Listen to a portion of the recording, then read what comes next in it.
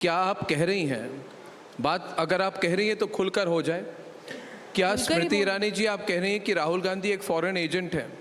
मैं कह रही हूँ कि वो क्या फॉरेन कंपनीज के एजेंट है? खुलकर बात हो जाए। मैं तो इधर उधर की बात, आप इशारा उसी तरफ कर रही हैं। ना मैं खुलकर बोल रही हूँ। मुझे नहीं लगता इस देश में किसी को भी इस बात का संदेह है कि मैं खुलकर नहीं बोलती हूँ।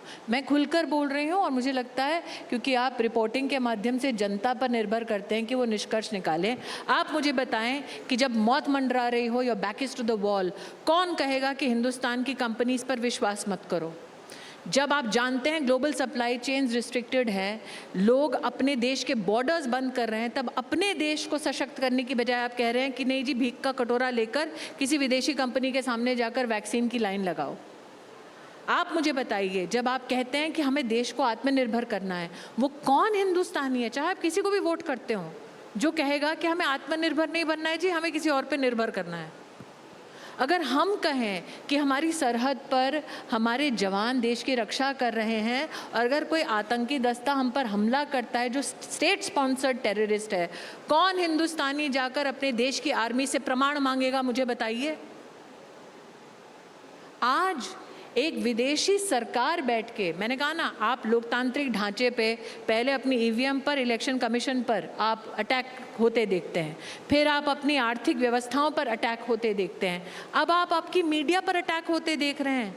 आपने कभी सोचा था कि एक विदेशी ताकत, एक विदेशी सरकार हमारी देश की मीडिया को गोदी मीडिया कहेगी?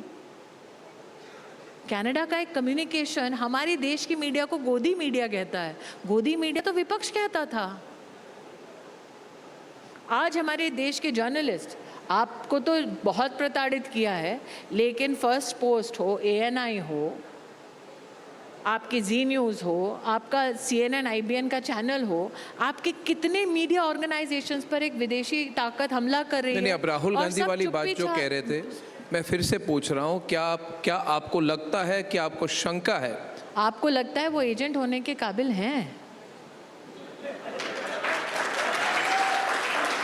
मैं तो आपको ये आप कह रहे हैं कि ये इनकी लैक ऑफ अंडरस्टैंडिंग है, मतलब कि देखिए क्या उनको कोई यूज कर रहा है?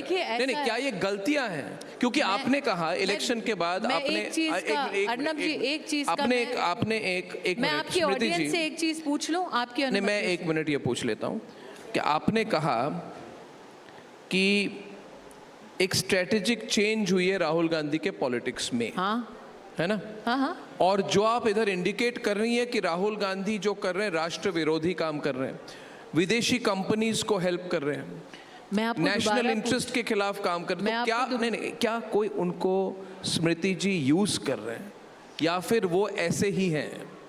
देखिए, आप तो मुझसे ऐसे टिप्पणी मांग रहे हैं जैसे कि is he being manipulated by someone or is he doing this on his own? Like I said, I am not biologically related to him, hence I cannot tell you about his genetic predisposition to manipulation from international agencies. I can only say this: how much of this is convenient for his politics is to be reflected upon. और how much of this is convenient to other countries? मैं अलग तरीके से पूछूंगा, क्योंकि आज भारत जिस position पे है, कोई भी यूज करना चाहेगा, कोई भी ऐसे ऑपोजिशन के नेता हो जो भारतीय राष्ट्रीय इंटरेस्ट के खिलाफ काम करे, तो कोई भी हमारी कंपीटिंग कंट्री, अमेरिका हो, जर्मनी हो, जापान हो या चीन हो, ये सारी कंट्रीज के साथ, या यूनाइटेड किंगडम हो, इनके साथ तो हम इकोनॉमिक कंपटीशन में है। नंबर 5 से हम नंबर 3 जाने वाले हैं।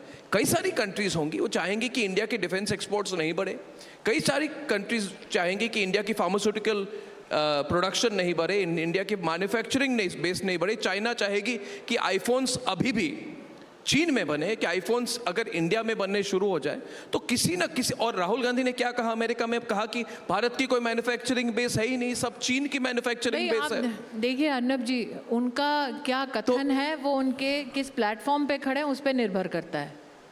आप कह रहे हैं कि किसी अंतर्राष्ट्रीय प्लेटफॉर्म पर जाकर कहते हैं वो कि भाई चीन में ये काबिलियत है कि चीन में ऐसी प्रिसिजन बेस्ड मैन्युफैक्चरिंग हो सकती है, लेकिन हरियाणा के चुनाव में आकर वो जलेबी की फैक्ट्री लगाना चाहते हैं।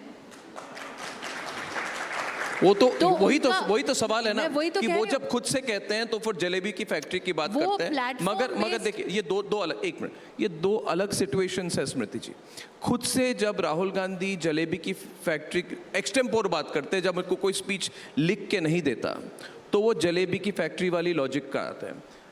क्या उनकी स्क्रिप्ट कहीं से लिखी हुई है? देखिए, जिस कारणवश, क्योंकि प्रधानमंत्री ने खुद कहा कि इस बार हरियाणा के चुनाव के बाद एक बहुत महत्वपूर्ण भाषण प्रधानमंत्री जी ने बीजेपी कार्यालय में दी, और पहली बार मोदी जी ने खुलकर कहा कि हमारे देश की एक पार्टी है कांग्रेस पार्टी, ऐसा कुछ कहा जो which is part of a foreign conspiracy against India.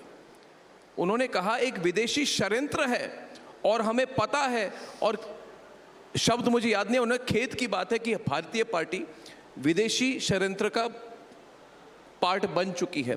तो ये जो है, इस बात की कोई नींव तो होगी। प्रधानमंत्री जी तो ऐसे ये बात नहीं कहेंगे, और जो भी आप इंडिकेट कर रही हैं ये बहुत इंपॉर्टेंट है। तो मेरा सवाल फिर से है, और ये जलेबी फैक्ट्री वाला लॉजिक नहीं है, जब ये स्ट्रेटेजिक बातें कहते हैं, जैसे वो चीन के साथ कोई अरेंजमेंट करके आते हैं, वो अपने माताश्री के जाके चीन के साथ एक सीक्रेट अंडरस्टैंडिंग कर देते हैं, या फिर जब हमारे सेना के लोग डोकलाम में फेस टू फेस कॉन्फ्लिक्ट में होते हैं, उस वक्त वो साइड में एक 5 स्टार होटल में जाके चीन के एम्बेसडर के साथ सीक्रेट मीटिंग करते हैं। फिर वो अमेरिका में जाके बोलते हैं कि विदेशी देशों को भारत में इंटरफियर करना चाहिए। फिर कहते हैं ईवीएम नहीं चलती। फिर कहते हैं भारत में तो लोकतंत्र है ही नहीं, एवरीथिंग इज अ शैम। फिर कहते हैं कि हमारी देश की वैक्सीन ठीक नहीं है। फिर कहते हैं नहीं, हमने तो पूरा लद्दाख दे दिया चीन को। ये सारी चीजें जो हैं, इन पर कोई कनेक्शन तो होगा ना। ये तो these are not statements in isolation. तो आप इस चीज को कैसे देखती हैं? Do you feel that's a conspiracy? First, Rahul is a political complication that the Congress could not solve. Hence, I don't think you will be able to solve